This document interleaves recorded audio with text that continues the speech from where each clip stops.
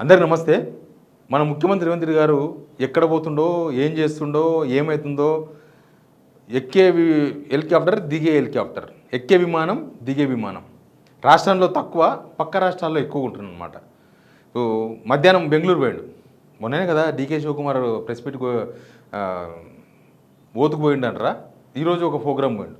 The Hindu paper వాళ్ళు ఒక programme పెడితే దానిలో కాంక్లేవ్ లాగా దానిలో మాట్లాడానికి పోయిండు.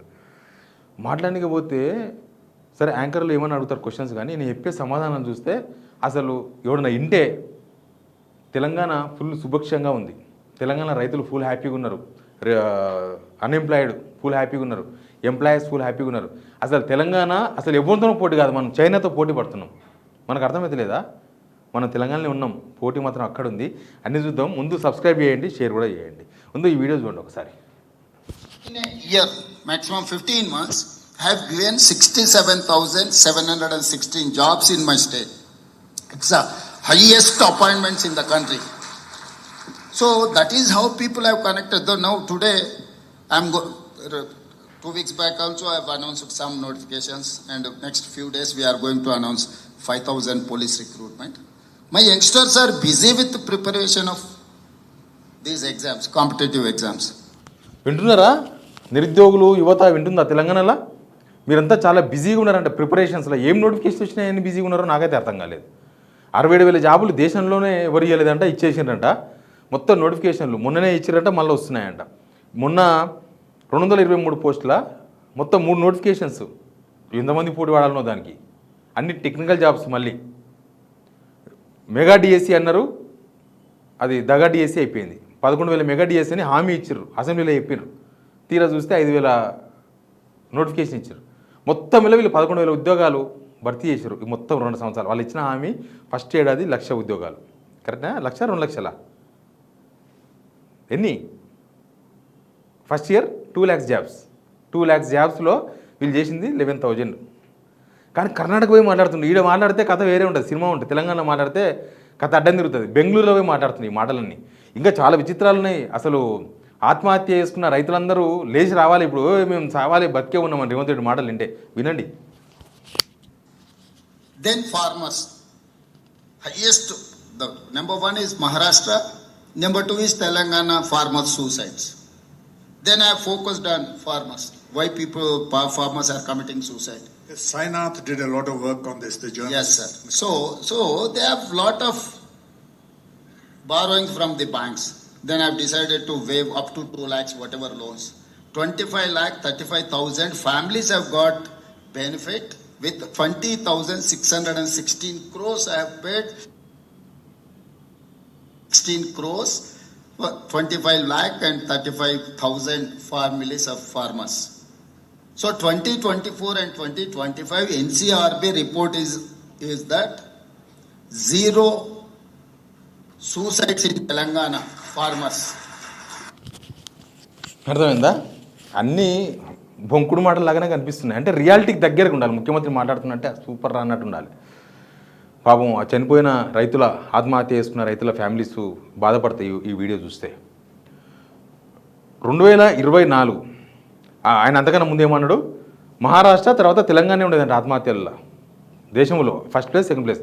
ఇప్పటికీ మహారాష్ట్ర ఫస్ట్ ప్లేస్ ఉంది, కానీ అదంతా 2014 ముందు. రేవంత్ రెడ్డి గారు వచ్చిన తర్వాత ఏం చేసిండో మీకు అందరికీ తెలుసు కదా. ఆయన ఏం చేయలేదు, అందుకే మీకు తెలియదు.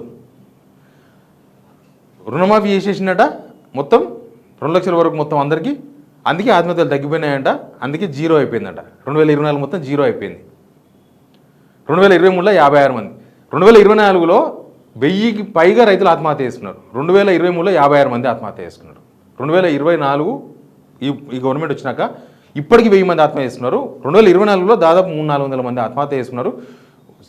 సివిక్ సొసైటీ అంటే ఇక్కడున్న పౌర సంఘాలే దాదాపు 300 మంది ఆత్మహత్య చేసుకున్న రైతులని వాళ్ళు రిపోర్ట్ చెప్తున్నారు. కానీ ఈయన మాత్రం లేదు. పోలీసులు కేసు ఫైల్ చేయరు కదా. పోలీసులు ఒక రైతు ఆత్మహత్య చేసుకున్నాను అనుకో, ఫైనాన్షియల్ సిచ్యువేషన్ బాగాలేక అప్లాపాలై, పోలీసులు ఏం చేస్తారంటే, ఇది మొదలే క్రిమినల్ మెంటాలిటీ నడుస్తుంది తెలంగాణలో ఇప్పుడు, క్రిమినల్ పాలిటిక్స్ అంతా. పోలీసులు ఏం చేస్తారు, ఆయన ఆత్మహత్య చేసుకున్నాడు, ఫైనాన్షియల్ సిచ్యువేషన్తో ఆత్మహత్య చేసుకున్నాడు. ఎందుకు ఫైనాన్షియల్ ప్రాబ్లం వచ్చిందంటే బిడ్డ పెళ్లి చేసిండు కాబట్టి. మరి ఆ రైతుకు మంచిగా పంట పండితే బిడ్డ పెళ్లికి డబ్బులే ఉంటే ఆయన అక్కడ బేసిక్ స్టాండ్ ఏంది? రైతు ఆత్మహత్య చేసుకోవడానికి బేసిక్ ఏంది? డబ్బులు లేకపోవడం. డబ్బులు ఎందుకు లేవు? అందుకే లేవు. గవర్నమెంట్ ఏం చేస్తలేదు, గవర్నమెంట్ రైతు భరోసా ఇస్తలేదు. చాలా అయిపోయింది. ఇంకా రైతు భరోసా ఇస్తున్నాం, బోనస్ ఇస్తున్నాం, వడ్లు కొంటున్నాం. This is not my report. This is 24-25 in Telangana, 0 farmer suicides. So now farmers are happy. All these days they fought for minimum support price. I have told my people, you produce this paddy.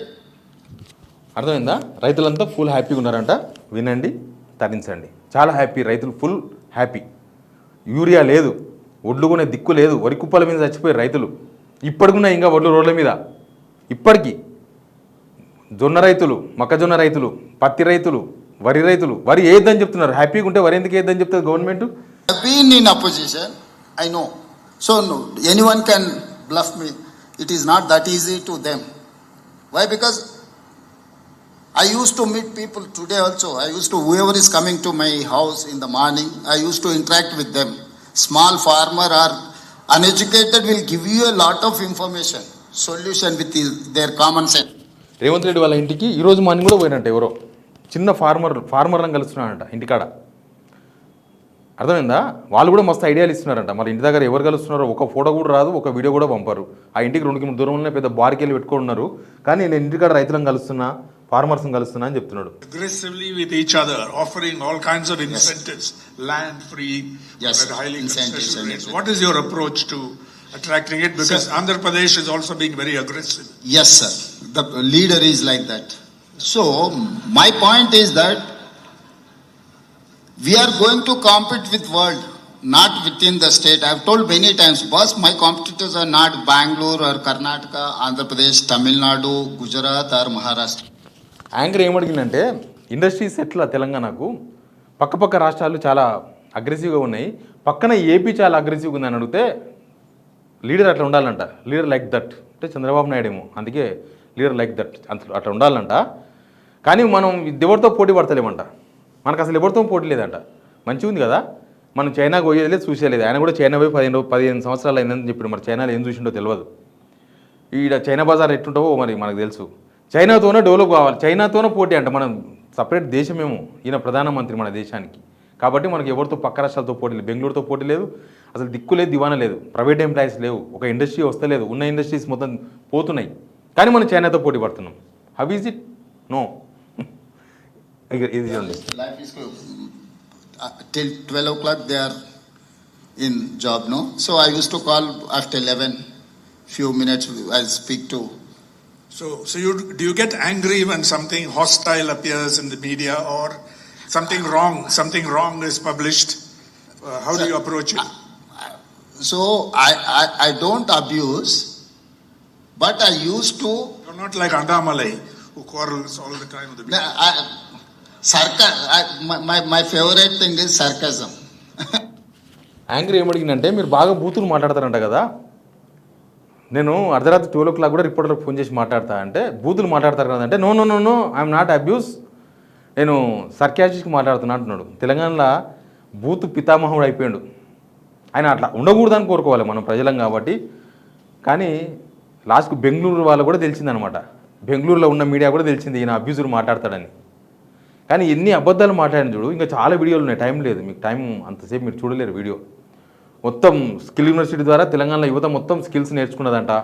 స్కూళ్ళలో మొత్తం మార్చేసినట్ట, schools మొత్తం మారిపోయినాయంట. ఇప్పుడు ఇంతకుముందులాగా లేవంట schools. ఇక ఇట్లాంటి రకరకాలు. Hydra, the word is Hitler's favorite word, Hydra. His core team called Hydra, who can assassinate anyone. So I have taken inspiration from Hitler. I have named as a Hydra. Hydraa అనేది హిట్లర్కి ఇష్టమైన పదం, అందుకే నేను ఆ పదాన్ని తీసుకున్నా. హైడ్రా అంటే ఎవరినైనా అంతం చేయొచ్చు, అందుకే హిట్లర్ని ఆదర్శంగా తీసుకొని హైడ్రా పేరు పెట్టినా అని చెప్తున్నాడు. మొన్నటిదాకా కేసీఆర్ని హిట్లర్ అన్నాడు, లాస్ట్కి ఈయననే హిట్లర్ని ఫాలో అవుతున్నాడు కదా. ఎవరినైనా అంతం చేయొచ్చు అంట. హైడ్రా పెట్టింది ఎవరిని అంతం చేయనికి అనేది అడుగుతుంది. తెలంగాణ అడగాలి కదా. ఇంకా చూసినారు కదా, మీకు 3-4 చూపిస్తేనే మీకు షాంపిల్ అర్థమైపోయింది. మీరు కూడా కామెంట్ చేయండి. ఇంతకు మించి మనం ఏం చెప్తాం. Please subscribe.